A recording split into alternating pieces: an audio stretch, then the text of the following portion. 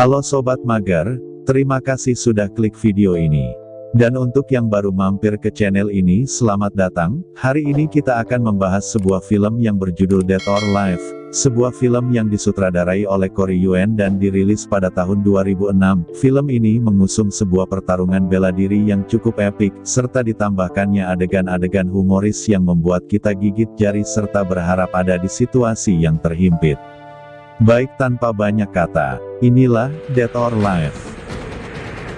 Film diawali di sebuah desa shinobi, diperlihatkan sosok wanita yang seksi, cantik, dan manis, idaman laki-laki banget. Dia adalah Kazumi. Kazumi merupakan tuan putri dari desa shinobi. Diceritakan Kazumi ingin keluar dari desa, dia ingin mencari kakaknya Hayane yang menghilang saat mengikuti turnamen DOE. Dengan resiko dia akan menjadi shinobi buangan seumur hidup. Sekedar info, DOE merupakan turnamen bela diri yang diikuti seluruh petarung terbaik dari penjuru dunia, yang diadakan di sebuah pulau terpencil dengan hadiah $10 juta tanpa adanya potongan pajak. Next cerita, dengan kecantikan dan skill bertarung, Kazumi berhasil terpilih dan ikut dalam turnamen DOE.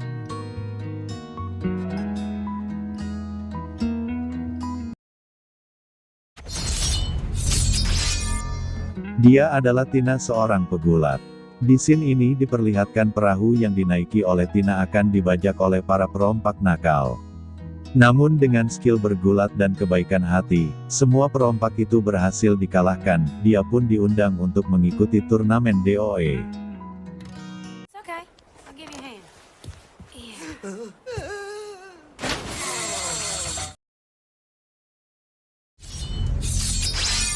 Selanjutnya adalah Christina. Diperlihatkan Christina sedang digerebek oleh beberapa polisi, karena Christina ketahuan sudah mencuri berlian yang sangat berharga.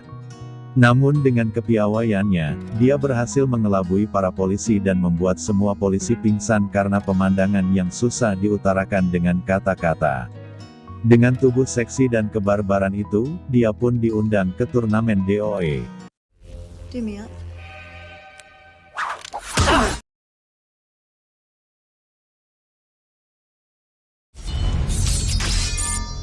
Scene kembali lagi ke desa shinobi. Di dalam desa, salah satu pemimpin klan mengutus Ayane untuk membunuh dan menghapus aib yang telah dilakukan Kazumi. Dengan kehebatan menyusupnya, Ayane pun berhasil mengikuti Kazumi ke pulau DOE. Scene berganti lagi di sebuah pesawat, ternyata untuk masuk pulau DOE.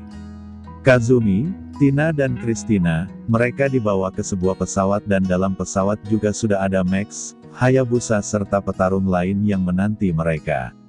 Di dalam pesawat mereka diberitahu agar lolos seleksi DOE, mereka harus loncat dari kapal untuk menuju pulau dan mereka diharuskan sampai di camp pertarungan sebelum matahari terbenam. One thing, whoever doesn't make it to the compound by sundown is disqualified. Karena Kazumi, Tina dan Christina bukan pemain game perang, jadi mereka bertiga pun salah pendaratan. Kisah pertemanan mereka pun dimulai dari sini, agar sampai tepat waktu. Mereka sepakat untuk kerjasama, agar cepat sampai di tempat turnamen. Dengan kerjasama yang bagus mereka akhirnya sampai tepat waktu. Sampainya di sana mereka sudah disambut oleh Tuan Victor dan asistennya yang bernama Waterby, serta salah satu petarung bernama Helena. Victor adalah salah satu pemilik sekaligus penyelenggara turnamen DOE. Serta diberitahukan juga, bahwa ayah Helena juga merupakan pemilik dan penyelenggara turnamen. Sebelum turnamen dimulai, semua petarung diharuskan untuk melakukan pemeriksaan fisik terlebih dahulu, dan ini salah satu scene yang saya suka.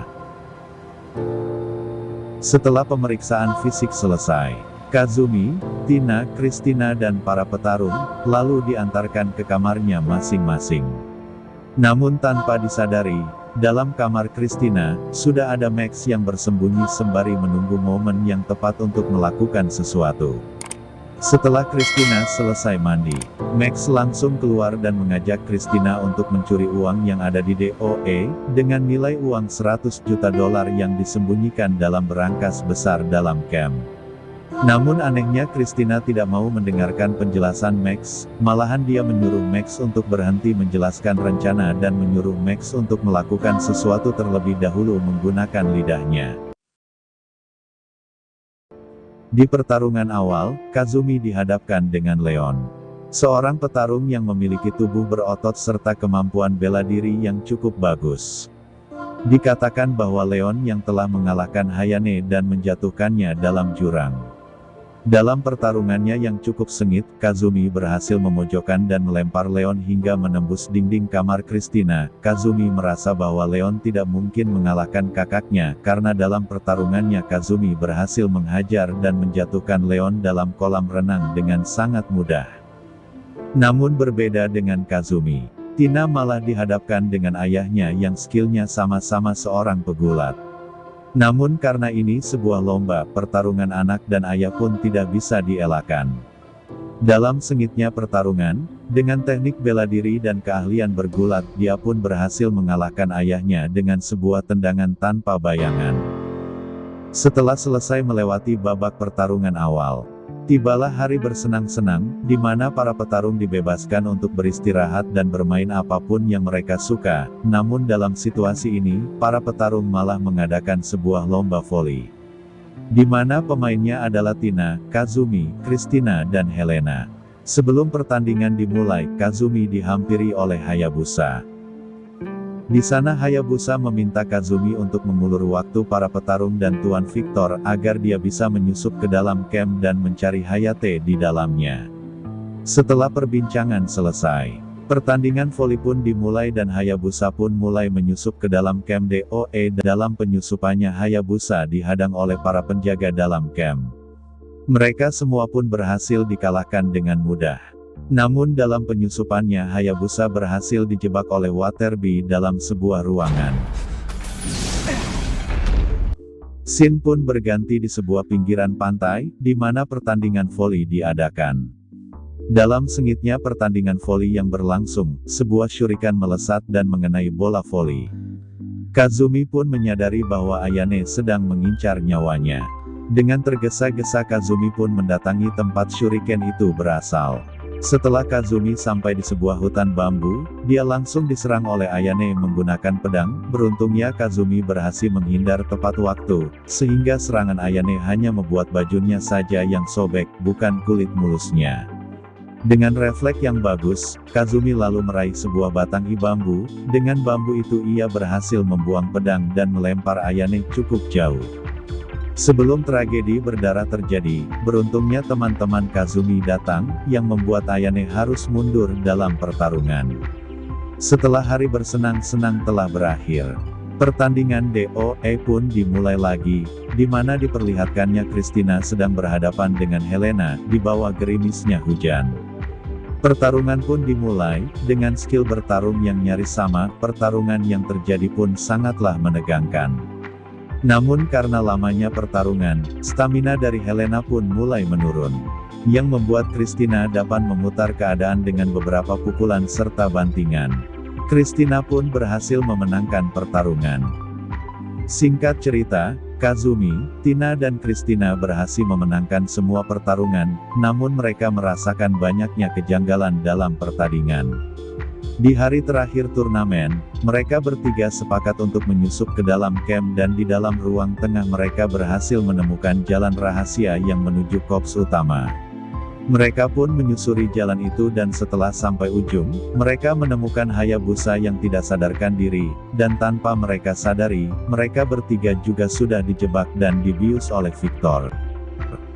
Scene berganti lagi di mana Waterby menghampiri Helena yang sedang duduk merenung meratapi kekalahannya melawan Christina. Di sini Waterby mencoba menghibur Helena dengan memberitahu sebuah rahasia ayah Helena dan Victor. Waterby menceritakan proyek misterius yang dijalankan Victor bersama mendiang ayah Helena. Waterby memberitahu Helena bahwa proyek DOE ini ingin ditutup oleh ayah Helena, namun Victor tidak mensetujui itu. Pertengkaran pun terjadi antara ayah Helena dan Victor, yang dimana pertengkaran itu berujung, dibunuhnya ayah Helena.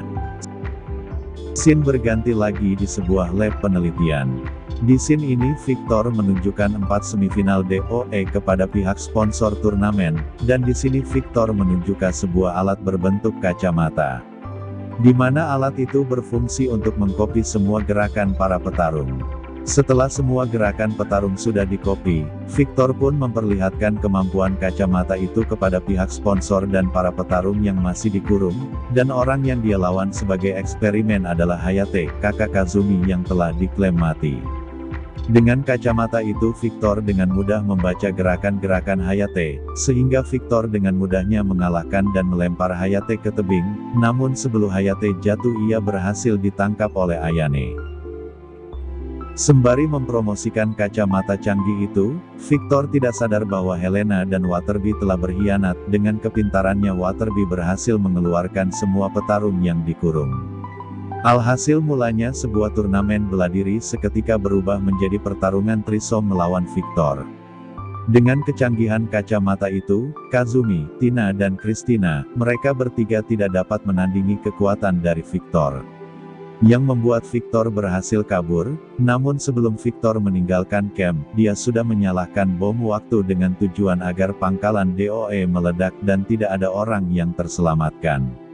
Namun sebelum Victor berhasil sampai di pesawatnya, dia sudah dikepung oleh semua petarung. Alhasil pertarungan pun tak dapat terelakkan. Dengan kerjasama yang bagus, Kazumi dan kawan-kawan pun berhasil memojokkan dan membuat kacamata Victor jatuh ke jurang. Dalam situasi terpojok itu, Victor berusaha untuk melarikan diri, namun dapat dihentikan oleh Kazumi. Setelah Victor berhasil dikalahkan, camp pangkalan pun meledak. Beruntungnya para petarung berhasil menyelamatkan diri dengan lompat ke pantai. Namun dalam peristiwa ini, Victor pun terbunuh oleh ledakan camp pangkalan DOE. Scene akhir film ini ditutup dengan diperlihatkannya Kazumi dan teman-temannya menghadapi seluruh shinobi dari desa kelahiran Kazumi. Jadi untuk alur film ini cukup seru untuk ditonton, karena banyaknya adegan pertarungan dan beberapa scene yang cukup menghibur bagi para ijo lumut di luar sana. Serta di film ini kita juga diajarkan bahwa pertemanan itu tidak memandang latar belakang kehidupan, melainkan kesetiaan pertemanan, karena sejatinya harta karun yang paling susah dicari adalah teman sejati. Sekian video kita hari ini, dan sampai jumpa di video selanjutnya.